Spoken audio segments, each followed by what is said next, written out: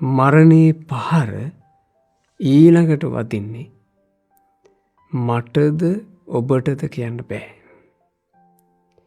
එනිසා අහන්න. හොඳින් හිතට ගන්න මේ. සිරිමන්ද කියන රහත් මුනිදුන් මේ වදාළේ. මේ ලෝක සත්වයාට පහර දෙන්නේ මරණය විසිනුයි.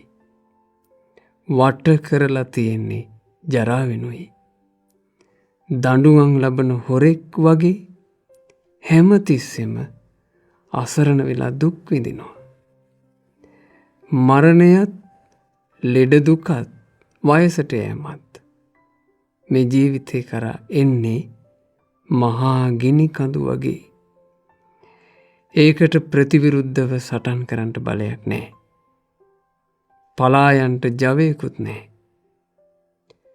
ටික ටික හෝ බහුලව හෝ දවස හිස් විදිහට ගත කරන්න හොඳ නැහැ. ගෙවි යන හැම රාත්‍රියකින්ම ජීවිතේ කෙටි වෙලා යනවා. ඇවිදිනකොට, හිටගෙන ඉන්නකොට, ඉඳගෙන ඉන්නකොට, නිදාගෙන ඉන්නකොට මේ කොතැනත් අවසන් මොහොත පැමිණෙන්න පුළුවන්. ඒ නිසා පමා නොවීමට මේ කාලයයි. මරණයේ පහර.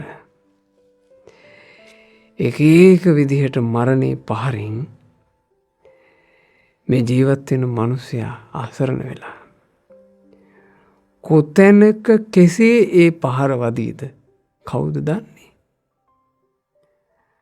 අපිත් එක්කම එකට ජීවත් වෙන අය බාල තරුණ මහලු ભેදයක් නැතිව මරණයෙන් පහර කන හැටි පේනවා.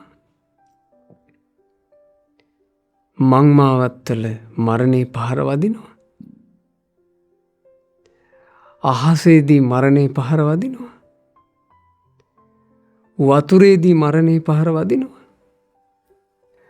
උදෑසනක, දාවලක, හවසක, රාත්‍රියක මේ කොයි කාලෙත් මරණේ පහර වදිනවා. අපි එක ප්‍රවෘත්ති බල ඉන්නවා. අසවල් තැනත් මැරිලා. අසවල් තැනත් මැරිලා. අසවල් විදිහටත් මැරිලා. මෙච්චරක් මැරිලා. අච්චරක් මැරිලා. අපට හිතෙන්නේ නැත්තම් මරණේ පහර ඊළඟට වදින්නේ මටද කියලා අපිට හිතෙන්නේ නැත්තම් ඒක ලොකු අවාසනාවක්. එනිසා හිතන්න. මරණේ පහර වදින්න පෙර සාර්ථක මනුස්ස ජීවිතය ඔබ ගොඩනගන්න. එක දවසක්වත් දුස්සීල විදියට ගත කරන්න එපා.